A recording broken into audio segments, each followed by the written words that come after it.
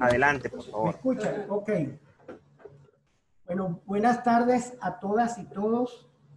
Quiero agradecer a la profesora Rosicar Mata de la Universidad Bolivariana de Venezuela, a la profesora Luisana Melo, compañera de la PNFA, Maestría en Salud Colectiva, y creo que ya nuestro director dijo pues que va a ser la coordinador de esta PNFA maestría ahora de Venezuela integrada, al doctor Juan Quintana,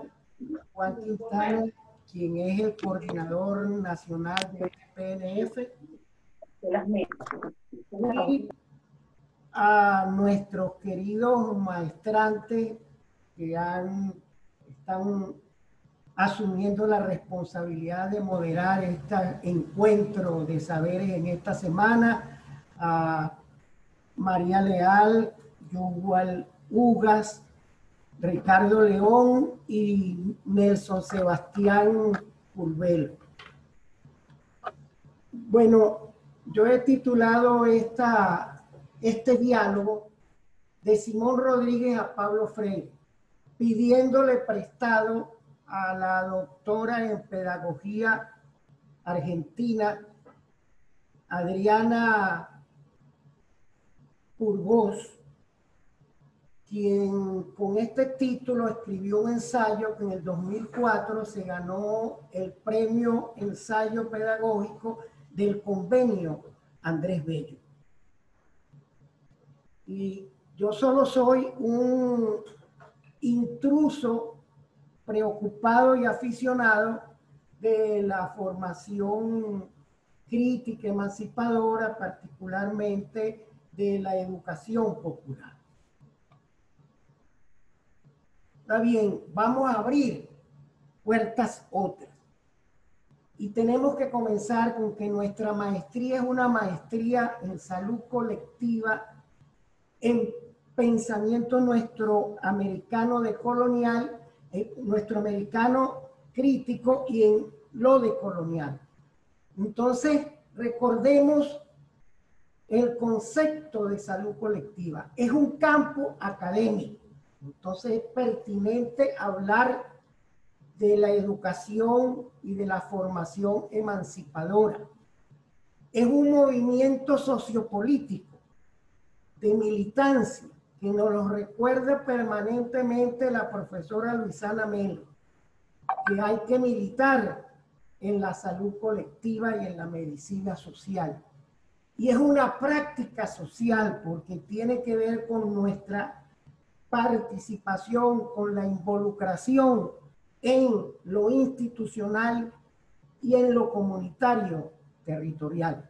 Recuerden que el perfil de egresado que van a obtener ustedes va a ser de docentes e investigadores. Y entonces la salud colectiva tiene unas categorías ya.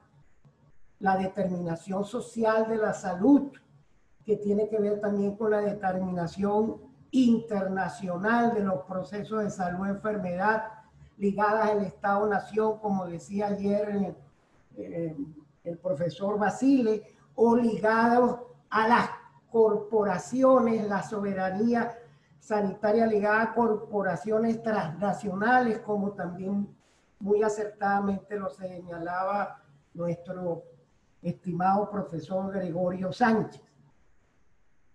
La participación, el territorio, el metabolismo, sociedad, naturaleza, entre otros, son categorías de la salud colectiva que se convierten, son categorías a priorísticas que se convierten en categorías, en referentes teóricos del proceso investigativo. Desde el pensamiento crítico nuestroamericano tenemos la colonialidad y la decolonialidad con sus categorías, la colonialidad como categoría y la colonialidad del poder como un patrón ideológico de dominación, de poder vertical, de poder asimétrico como subcategoría, de la subcategoría colonialidad del saber como un saber impuesto eurocéntrico, y la colonialidad del ser como una sujeción de nuestra subjetividad, de nuestro afecto, como la colonialidad del ser. Y además, las huellas y acciones de coloniales que nos recuerda Alexander Ortiz Ocaña. También estas categorías y subcategorías se convierten en referentes teóricos para nuestra investigación. Y tenemos indudablemente que en todas las iniciativas de investigación de esta maestría, nuestro marco constitucional, nuestro marco legal, entre otras, la ley de educación, pendiente la ley de salud, la ley marco de seguridad social, y en lo político, y también todas las leyes del poder popular, y en lo político, el Plan de la Patria 2019-2025. Entonces, todo esto se convierte en referentes muy importantes. Ahora bien, las influencias que tiene el pensamiento crítico nuestro americano también son referentes. Desde la modernidad y la colonialidad, el grupo de modernidad y colonialidad, que es un grupo de pensadores nuestroamericanos ubicados en la Universidad de Berkeley, en Canadá, y la Universidad de Duke, en Carolina del Norte, donde se destacan el que tenemos en la foto, Ramón Grofauer, pero allí están también Walter Mignolo, argentino, y Edgardo Lander, profesor de la Universidad Central de Venezuela, venezolano, sociólogo, que han desarrollado todo lo que tiene que ver con la colonialidad del saber. No menos importante, el filósofo puertorriqueño Nelson Torres Maldonado, que ha desarrollado todo lo que tiene que ver con la colonialidad del ser. En la filosofía política de liberación, Enrique Dussel, con su teoría de la liberación política de Abya Yala. También tenemos influencia de la teología de la liberación con Gustavo Gutiérrez, el cura Gustavo Gutiérrez, ya pasado los 90 años y todavía vigente y todavía en la lucha, que es la crítica al capitalismo y la opción por los pobres. La teoría de la dependencia desarrollada en la década de los 60, 70 y 80, entre otros por Teotonio dos Santos, que lo mencionaba también ayer el profesor Gregorio Sánchez, con una crítica a la economía capitalista, a la dependencia, a las categorías periferia-centro y al desarrollo como un progreso solo lineal. La influencia de Immanuel Ballstein y su sistema mundo capitalista, sociólogo norteamericano también muy prestigioso, muy ligado a todas las luchas del sur global y lamentablemente muerto hace unos 2 años, con su economía política como la acumulación global y toda la crítica a la estructura económica capitalista.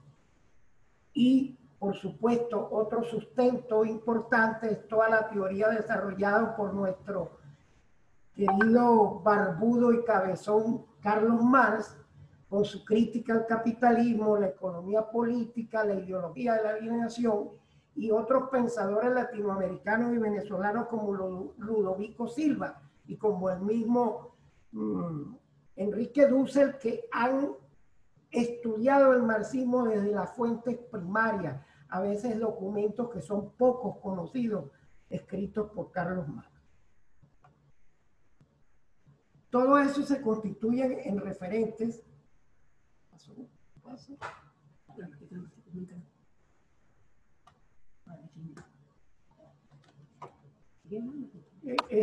Referentes importantes también para nuestra iniciativa y nuestra investigación. Ahora debemos alertar algunos cantos de sirena. No confundir el mensaje con el mensajero.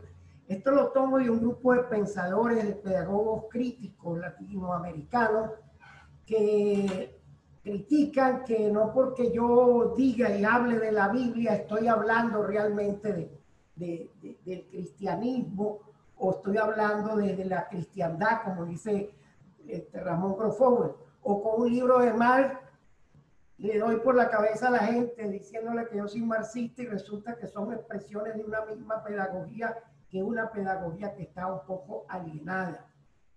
También tenemos que tener presente no confundir los estudios multiculturales con los estudios interculturales y los estudios postcoloniales con los estudios de colonialidad y de decolonialidad, porque los estudios multiculturales y postcoloniales se inscriben más en las políticas educativas neoliberales. La exacerbación de la diferencia cultural, y que lo estamos viendo en estos momentos con la pandemia, con la cuarentena, el distanciamiento social y el quédate en casa, no es tampoco tan inocente.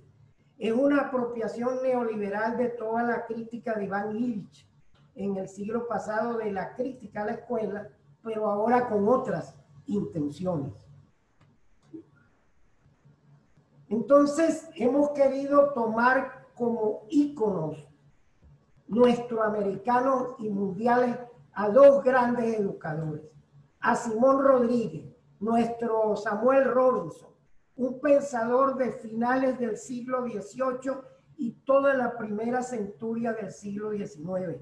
Simón Rodríguez murió, sobrevivió a su directo alumno, nuestro libertador, murió en el Perú profundo, en Cusco, en el año 1854. Entonces cubrió un largo periodo de finales del siglo XVIII y XIX. Las ideas de Simón Rodríguez yo no las puedo separar de las ideas emancipatorias de Bolívar y sus ideas políticas, porque quizás fue el único difusor de Simón Rodríguez y protector. Son porque sus ideas fueron leídas pertinentemente por la oligarquía de su época y consideradas peligrosas, porque eran ideas libertarias de un liberal revolucionario donde creía en igualdad de pobres y ricos, pero haciendo énfasis en los postergados, en los últimos, en los pobres. Las ideas propuestas por Robinson ni prendieron mucho, ni tampoco se perdieron. Todavía queda una deuda con Simón Rodríguez hasta hoy. Es decir, hablamos mucho de Simón Rodríguez, lo mencionamos mucho. Tenemos universidades que llevan su nombre, pero todavía estamos en deuda con el inventamos o erramos de Simón Rodríguez. Simón Rodríguez fue el gran inspirador de las ideas de la educación popular desarrolladas en Abya Yala, siglo y medio después, al calor de las luchas libertarias, pero sin una mención a Robinson, porque posiblemente Robinson y sus ideas siguen siendo muy peligrosos. Su paradigma político-pedagógico y crítico-político continúa como un espectro en Abya Yala. ¿Será porque el sujeto pedagógico protagónico de Rodríguez es el pueblo pobre, es el pueblo subalternizado, es el pueblo último? Se confunde muchas veces el mensajero con el mensaje. Por ejemplo, un hombre contestatario, indócil como Rodríguez, le correspondió hacerse cargo de Bolívar, un joven también indócil, contestatario. Entonces, ¿cómo seducir a ese joven indócil, contestatario, huérfano de padre y madre? Pues nada menos que regalándole el que para la época era un libro muy importante de pedagogía, que era el Emilio de Juan Jacobo Rousseau.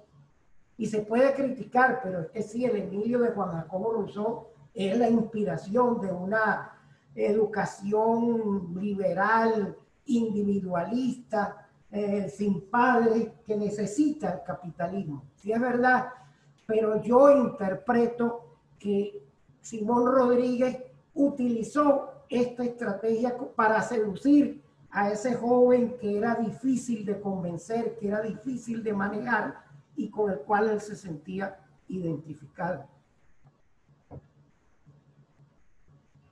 La invisibilización de Rodríguez y, por supuesto, el ataque por manpuesto a Simón Rodríguez en su época por las oligarquías criollas se agruparon alrededor de una gran obra liberal, humanista, pero racista, de Domingo Faustino Sarmiento sobre el Facundo y civilización o barbarie. Este es un manifiesto que no es un proyecto político y pedagógico como el robisoniano, es un proyecto humanista, pero es un proyecto humanista para las oligarquías. ¿Acaso la insistencia de Sarmiento en que el sujeto privilegiado de la educación eran masas tienen un sentido, por supuesto, humanista, universalista, pero se contradicen con su sentir también profundamente racista? Es un pensamiento sin salida político-pedagógica, que sí tiene una salida en el proyecto robisoniano centrado en los pobres, en el marginado, en el último, para formar republicanos, porque la pasión de Simón Rodríguez era formar republicanos para tener una república. Entonces la discontinuidad histórica y la invisibilización de Samuel Robinson, que fue el nombre, el seudónimo que adoptó Simón Rodríguez en su exilio y autoexilio, tendrá que ver con el énfasis en el sujeto pedagógico. Ayer el profesor Juan Quintana preguntaba, ¿y cuál es el sujeto histórico de la soberanía y de la economía política? Entonces, allí hay mucha tela que cortar. Entonces, de Simón Rodríguez pasamos en el siglo XX a un gran pensador también nuestro americano, brasileño, abogado y sacerdote también, cuyas ideas emancipadoras libertarias no pasaron como las ideas de Rodríguez, sino han tenido una amplia difusión tanto en el continente americano como en el mundo, con diversidad de difusores, interlocutores sociales muy dilemáticos, muy cuestionadores y muy dialécticos en sus interpretaciones. Rodríguez y Freuris coinciden en que habitan un mismo espacio de preocupaciones emancipatorias y libertarias, pero también tienen hoy día, aún de que ambos están muertos, enemigos comunes. Pablo Freire descubre otro Emilio, ya no el Emilio ginebrino de Juan Jacobo Rousseau, sino un Emilio que sí tiene padres, que sí tiene lengua propia, que sí tiene divinidades otras, aunque esta lengua y esta religión están subsumidas por la lengua y la religión del conquistador. Es una historia también de este Emilio anterior a la historia conocida por nosotros, que nos enseñaron a todos en la escuela, la historia universal y eurocéntrica, como que si el ombligo del mundo era Europa y nunca lo fue, porque antes estuvo toda la civilización egipcia. Y se nos enseña entonces a nosotros, que somos pueblos también anteriores a esa historia universal, se nos enseña solo esa historia eurocéntrica, moderna, capitalista, que tiene su cara oculta en la colonialidad, que ya la mencionamos, del poder, del saber y del ser, y que ya fue mencionada de alguna manera por la profesora Vargas y por la profesora Franco también. Lo importante, así como para Freire, para Rivas, Rodríguez, su gran preocupación es inventamos, erramos, porque como decía Nelson en su pensamiento sobre Simón Rodríguez, debemos ser originales, entonces inventamos, erramos. La obra magna de Pablo Freire, todas son muy buenas, pero es la pedagogía del oprimido. Y tiene que ver con concebir una práctica social como punto del partida del conocimiento y de los propósitos de emancipación. Examinar la realidad con una mirada intercultural y totalizadora. Utilizar la pedagogía como diálogo participativo entre el educador y el educando para encontrar conocimiento. El educador y el educando como sujetos de un mismo proceso relacional, interactivo, participativo y simétrico, no asimétrico y subalternizado. Nos dice Freire que hay que diseñar los programas formativos y educativos teniendo en cuenta las necesidades del pueblo oprimido, del pueblo último. La política, como muy bien lo señalaba la profesora Vargas, como dinamizadora de la cultura y la educación. Y que la educación popular no es una posición de vanguardista, de una élite, de unos pocos intelectuales sin contacto con el pueblo, sino que tiene que haber una praxis social. Por eso es que la salud colectiva es un campo académico, es un movimiento sociopolítico y es una práctica cotidiana, permanente. Los propósitos de la educación popular se desprenden de una práctica educativa ligada permanentemente al quehacer del pueblo organizado. Entonces, en América Latina y en el pensamiento crítico de izquierda se han debatido como 4 grandes corrientes de la educación emancipadora. El reproductivo, la educación como un dispositivo de reproducción de la ideología dominante, cuyos referentes europeos importantes son el filósofo francés Louis Althusser y los aparatos ideológicos del Estado, y el sociólogo francés Pierre Bourdieu con la reproducción, pero que también ese reproductivismo tuvo su crítica radical en el sacerdote Iván Illich, que planteaba pues la desaparición de la escuela por ser reproductora de la ideología dominante para revolucionar la sociedad, que era una sociedad opresora. Hubo en el siglo pasado una gran polémica entre Freire e Illich. Illich, como un crítico radical de la escuela y la desaparición de la escuela, Freire fue más conservador en esto y centró su tema de estudio en la relación educador-educando que ya vimos, y para él la educación popular es un encuentro dialógico, crítico, horizontal y simétrico. Y hay corrientes por allí de la crítica de izquierda, tanto socialdemocrática como de la izquierda más radical, que son reformas educativas que no han logrado encauzar una alternativa y un horizonte de sentido que entusiasme a las masas. Entonces, ¿qué significa conocer para investigar en salud colectiva desde una formación crítica y emancipadora?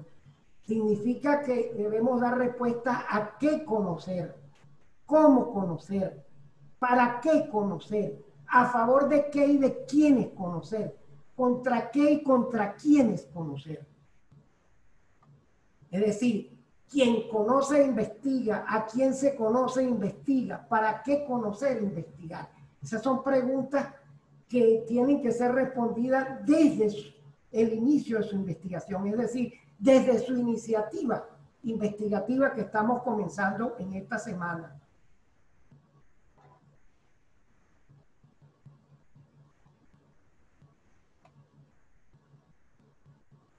¿Para qué?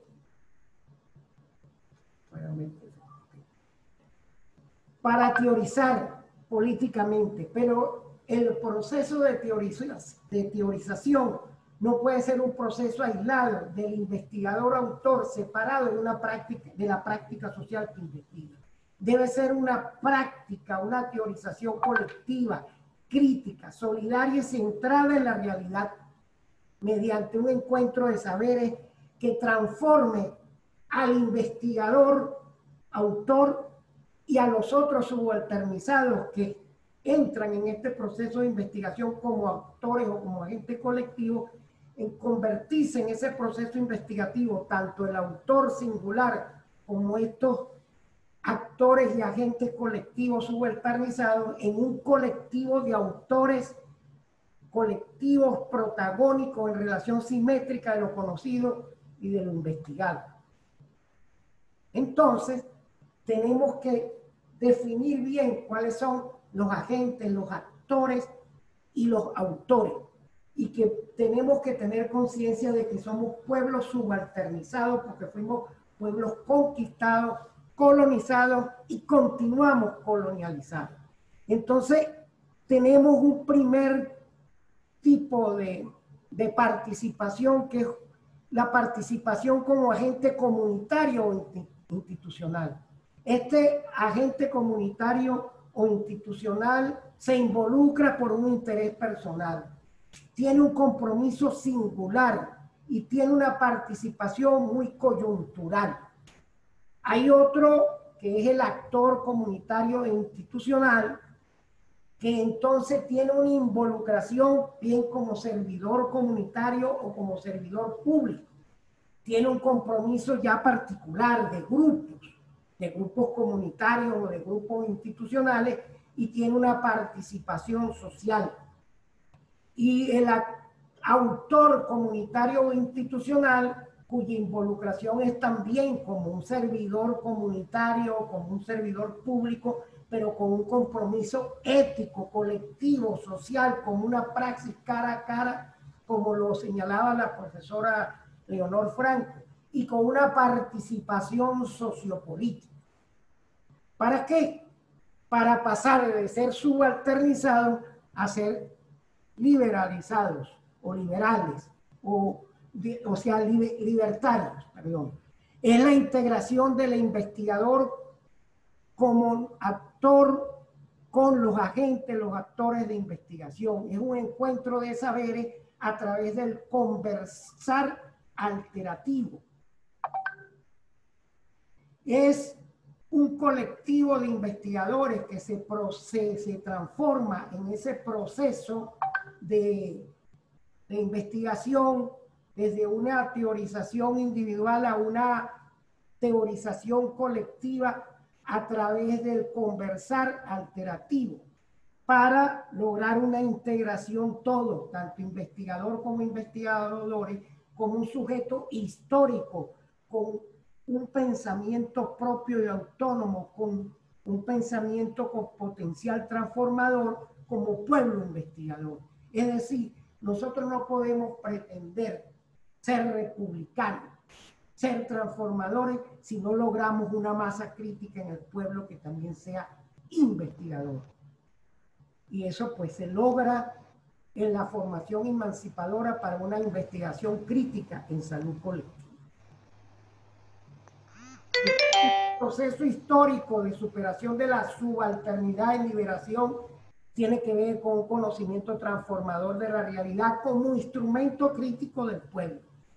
En una teorización colectiva, participativa y protagónica como acumulación de saberes y de conocimiento, con una mirada otra, totalizadora, compleja, histórica, crítica y dialéctica de la realidad, para tener un pueblo investigador con pensamiento propio y potencial transformador.